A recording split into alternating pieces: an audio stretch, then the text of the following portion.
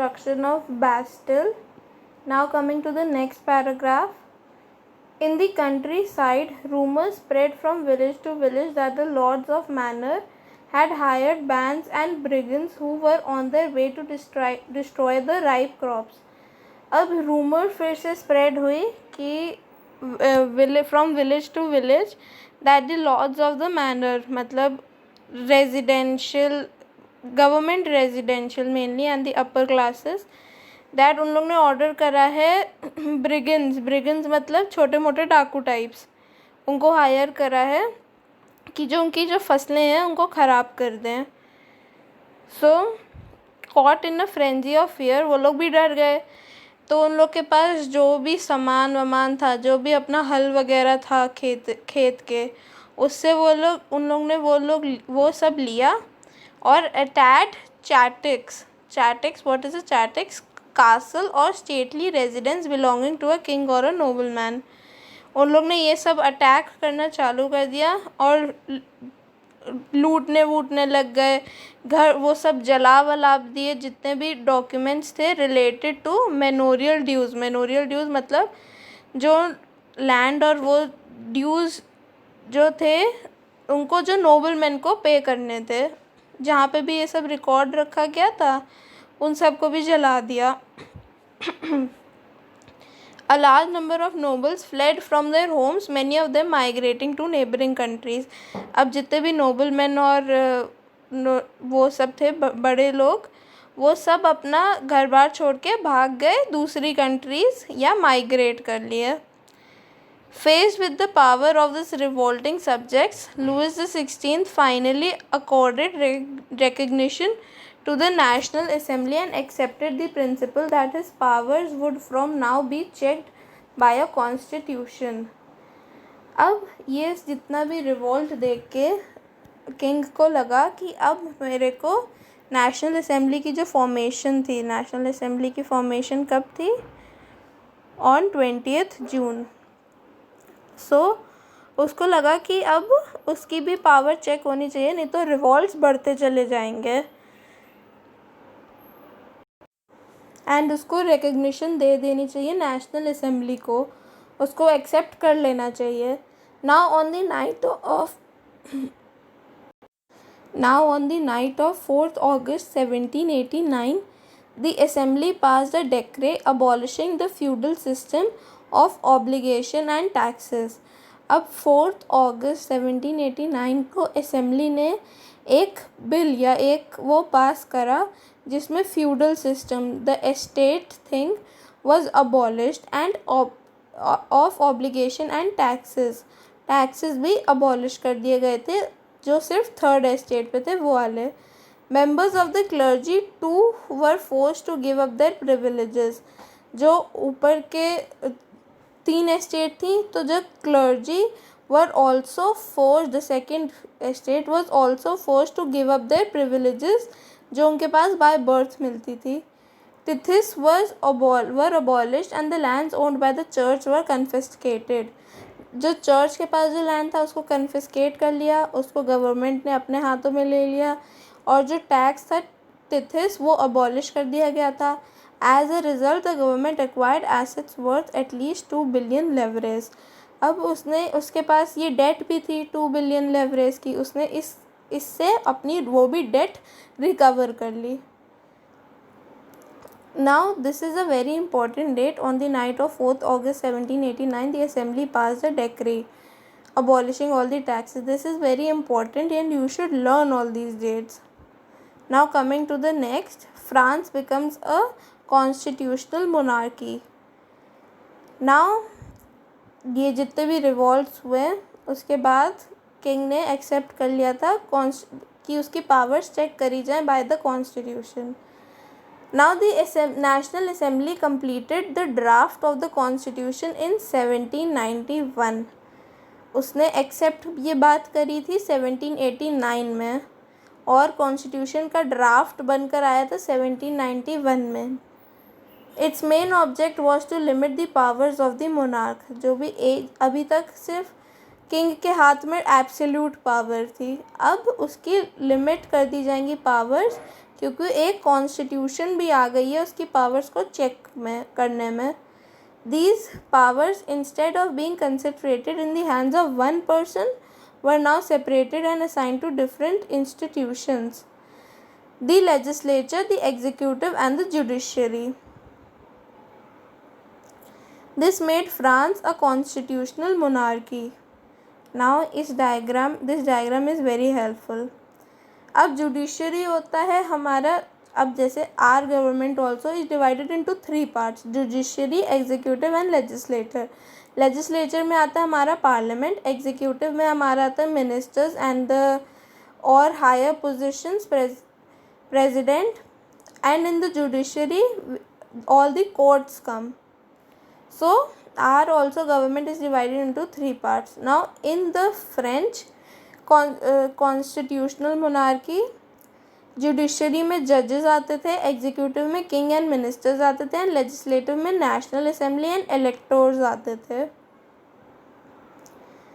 Now अब इसमें हमें ये देखना है कि जो पॉपुलेशन थी, जो नॉर्मल पॉपुलेशन थी फ्रांस की, वहाँ पे सारे लोग were not eligible to give vote. Only the active citizen. Active citizen वो थे जो सबसे ज़्यादा टैक्स देते थे. एक वैल्यू फिक्स कर दी गई थी कि अगर आप यहाँ तक का टैक्स देते हो, इतने ज़्यादा टैक्स देते हो, तभी आपके पास राइट है to vote. And women and children below 25 were not allowed to give vote. So अब 28 बिलियन पॉपुलेशन में सिर्फ 4 ही बिलियन ऐसे लोग थे जिनके पास हक था वोट करने का. अब वो लोग वोट करते थे इलेक्टोर्स को, और फिर इलेक्टोर्स वोट करते थे किसको? नेशनल असेंबली को.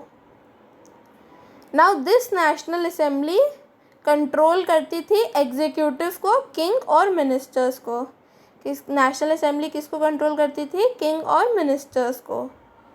और यही जो एक्टिव सिटीजन्स हैं वो वोट करते थे जुडिशरी पावर को, द जज को. Now the Constitution of 1791 vested the power to make laws in the National Assembly, which was indirectly elected. Indirectly elected मतलब कि पहले एक्टिव सिटीजन्स इलेक्टोर्स को करते थे और फिर इलेक्टोर्स नेशनल असेंबली को करते थे. एक्टिव सिटीजन्स डायरेक्टली किसको वोट कर रहे हैं? इलेक्टोर्स को. और इलेक्टोर्स डायरेक्टली किसको वोट कर रहे हैं? नेशनल असेंबली को. बट एक्टिव सिटीजन्स इनडायरेक्टली किसको वोट कर रहे हैं? नेशनल असेंबली को. समझ में आया? Now that is, citizens voted for a group of electors who in turn choose the assembly. Not all citizens, however, had the right to vote. Only men above 25 years of age who paid taxes equal to at least 3 days of labor's wage. मतलब 3 दिन का labour का जो veg होता था उसकी equal अगर वो टैक्स पे करते थे तभी उनके पास हक था कि वो राइट टू वोट. और ये राइट टू वोट सिर्फ अडल्ट मेन के पास था. The remaining men and all women were classified as passive citizens. To qualify as an elector and then as a member of the assembly, a man had to belong to the highest bracket of taxpayers. मतलब सबसे ज़्यादा उसको tax पे करना पड़ेगा अगर उसको vote करना है तो. The Constitution began with a declaration of rights of man and citizen. Rights such as right to live, freedom of speech, freedom of opinion, equality before law were established as natural and inalienable rights. That is, they belong to each human being by birth and could not be taken away.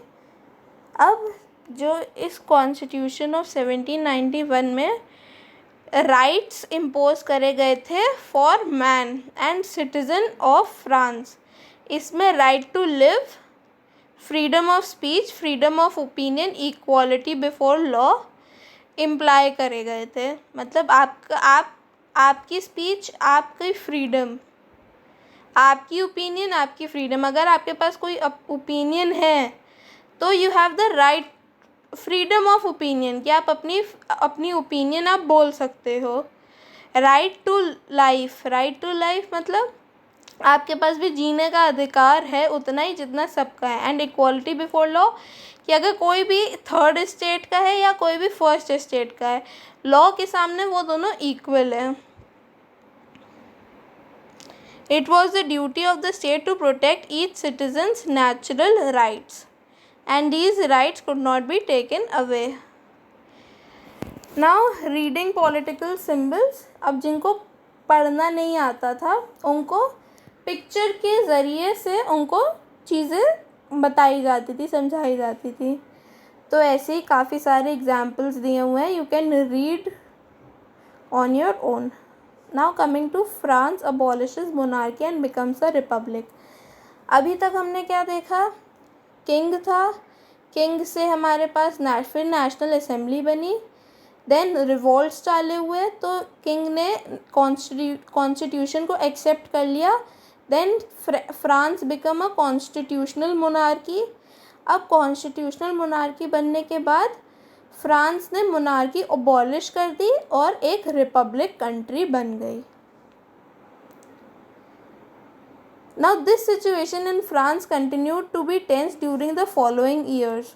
Although Louis XVI had signed the constitution, he entered into secret negotiations with the King of Prussia. अब उसने constitution को accept तो कर लिया था पर वो अपनी सीक्रेट नेगोशिएशंस चालू रख रहा था किंग ऑफ प्रूशिया के साथ, और जितने भी नेबरिंग कंट्रीज़ थी वो भी वरी होने लगे कि फ्रांस क्या कर रहा है। Rulers of the neighboring countries too were worried by the developments in France and made plans to send troops to put down the events that had been taking place there since the summer of 1789.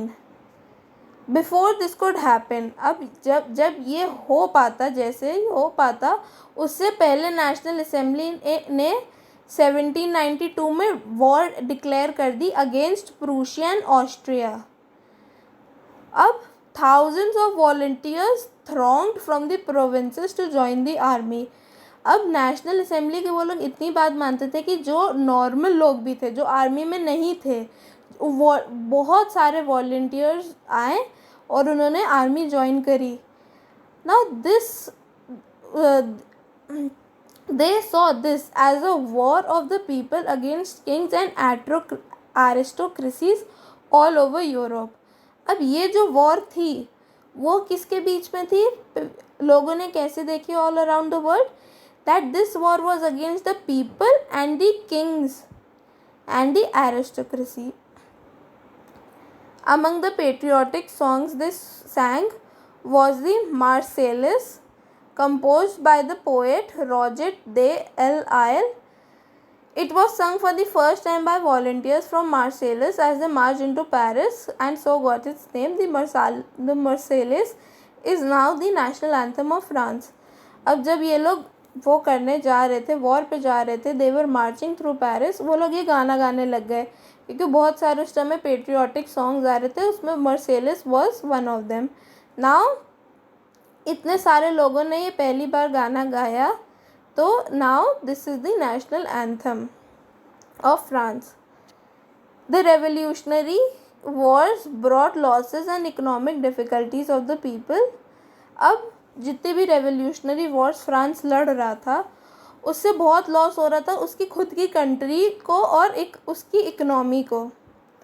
अब जितने भी main थे वो तो चले जाते थे war लड़ने, पर वुमेन को बहुत दिक्कत होती थी कि उनको घर भी चलाना होता था और पैसे भी लाने होते थे क्योंकि मेन तो लड़ने चले गए थे वॉर।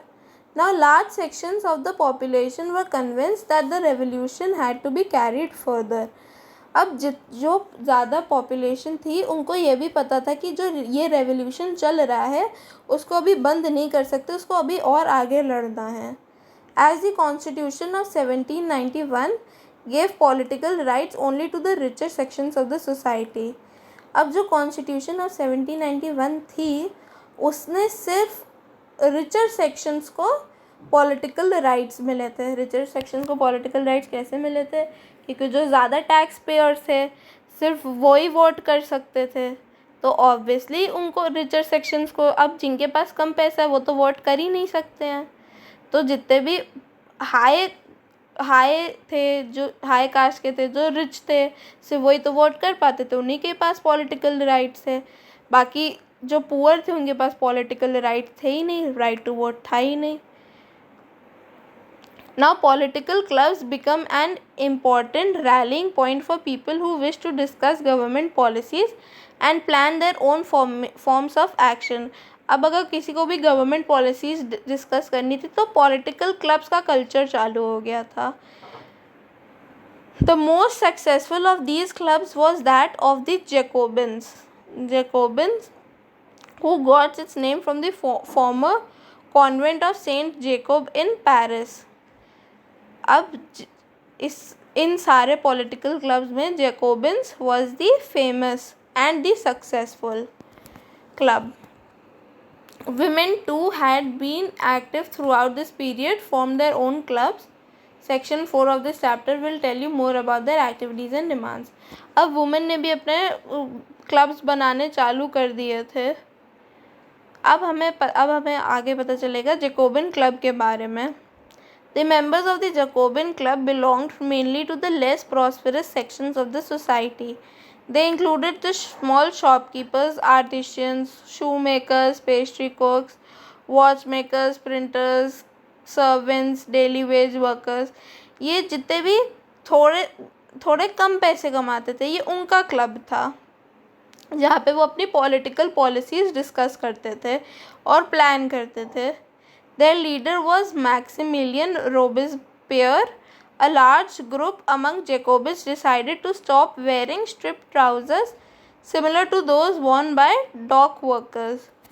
अब जितने भी नोबल्स थे फ्रांस में वो शॉर्ट पैंट्स पहनते थे. शॉर्ट पैंट्स मतलब वो नी के थोड़ा सा नीचे तक होता था और एंकल के काफ़ी ऊपर वहाँ तक ही होते थे उनके पैंट्स. वहाँ पे एक इलास्टिक टाइप्स था, तो बेसिकली दे वोर शॉर्ट पैंट्स और नी ब्रीचेस. पर जो जैकोबिन्स थे उन्होंने सोचा कि हम अब इसको सिंबल नहीं बनने देंगे नोबिलिटी का कि ये हाई कास्ट के, ये लो कास्ट के, हम लोग अपना खुद का स्टार्ट करेंगे. तो उन्होंने ये पहनना बंद कर दिया. And they started to wear this kind of loose things or full things. Now a large group among Jacobins decided to start wearing long striped trousers similar to those worn by dock workers. This was to set themselves apart from the fashionable sections of the society, especially nobles who wore knee breeches. It was a way of proclaiming the end of power wielded by the wearers of knee breeches. उन लोग ने एक ये symbol बनाया कि जो nobles हैं, जो ये शॉर्ट पैंट्स पहनते हैं, नी ब्रीचेस पहनते हैं, सिर्फ उनके ही पास पावर नहीं है. These Jacobins came to be known as the sans-culottes, literally meaning those without knee breeches. अब जैकोबिन्स को sans-culottes के नाम से जानने लग गए सब. Sans-culottes men wore in addition the red caps that symbolized liberty. अब इसमें भी it is shown a red cap ना that symbolizes liberty. So Jacobins ने एक अपना खुद का अटायर, अपना खुद का एक फैशन बनाया that was very symbolic. Women, however, were not allowed to do all these things. In the summer of 1792, the Jacobins planned an insurrection of a large number of Parisians who were angered by the short supplies and high prices of food. Now, what is the meaning of insurrection? Insurrection का मतलब होता है एक revolt, एक large scale पे revolt against the government और जो भी है पावर में. अब 1972 में जैकोबिन्स ने प्लान करा कि वो एक बड़ा इंसरेक्शन प्लान करेंगे जो कि अगेंस्ट होगा short supplies and high prices of food. जब शॉर्ट सप्लाई होती है तो प्राइसेस ऑफ फूड तो वैसे ही बढ़ जाते हैं. Now 10th on the morning of 10th August, they stormed the palace of Tuileries, massacred the king's guard and held the king himself as hostage for several hours. Now this is a very important turn in the French Revolution. उन्होंने 10 अगस्त को storm करा palace of Tuileries, massacred the king guard, सारे king guard को मार डाला and king को hostage ले लिया फॉर सेवरल आवर्स. फिर असेंबली ने वोट करा कि पूरी रॉयल फैमिली को कैद कर लिया जाए, इलेक्शंस करे जाएं और जितने भी मेन हैं of 25 years of age regardless of wealth, पहले तो सिर्फ रिच वाले वोट कर सकते थे पर अब हर कोई वोट कर सकता है. All men, sorry not women, only men above 25 years of age got the right to vote. Now अब हम पॉलिटिकल चेंज देख सकते हैं. पॉलिटिकल चेंज ये है कि पहले सिर्फ 25 ईयर्स ऑफ अबव एज को कर सकते थे वोट, और वो भी जिन्होंने सबसे ज़्यादा टैक्स पे करा हो. पर अब all men above 21 years of age can vote and regardless of wealth. The newly elected assembly was called the convention. अब इस जो इलेक्ट करी गई थी जो असेंबली, उसको कन्वेंशन बुलाने लग गए लोग. And on 21 September 1792 it abolished monarchy and declared France a republic. अब उसने मोनार्की को अबॉलिश कर दिया और फ्रांस एक रिपब्लिक कंट्री बन गई. And we know the meaning of republic, a government where the people elect the government including the head of the government. पहले तो हेरिडिटरी था, मोनार्की सिस्टम चलता था. अब एक रिपब्लिक सिस्टम चलेगा जहाँ पे पीपल डायरेक्टली और indirectly will choose there government, choose the head of the government, or there will be no hereditary monarchy. Now Louis XVI was sentenced to death by a court on the charge of treason. On 21st January 1793 he was executed publicly at the Place de la Concorde. Now Place de la Concorde is a very big square मतलब चौराहा types in France, in Paris. The Queen Marie Antoinette met with the same fate shortly after. They were executed on a guillotine. Now I will show you what is a guillotine. This is a guillotine. इसमें the victim is beheaded by this blade.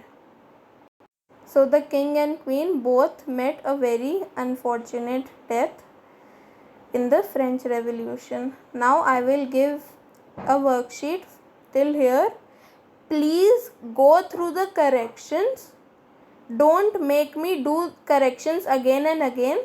अगर एक बच्ची ने भेजे हैं और मैंने correction करा है तो आप करेक्शन देखेंगे और फिर अपना काम भेजेंगे. आप अपना काम करके रखिए. अगर मैंने कोई करेक्शन करा है ग्रुप में तो आप अपनी नोटबुक में भी करेक्ट करिए और तब भेजिए. आपको गलत आंसर्स भेजने की कोई ज़रूरत नहीं है. एंड अगर आप गलत आंसर्स भी क्यों भेज रहे हो, आप क्योंकि वीडियो ढंग से नहीं देख रहे हैं. अगर आप वीडियो देखें, चैप्टर पढ़ें, then there will be no mistakes.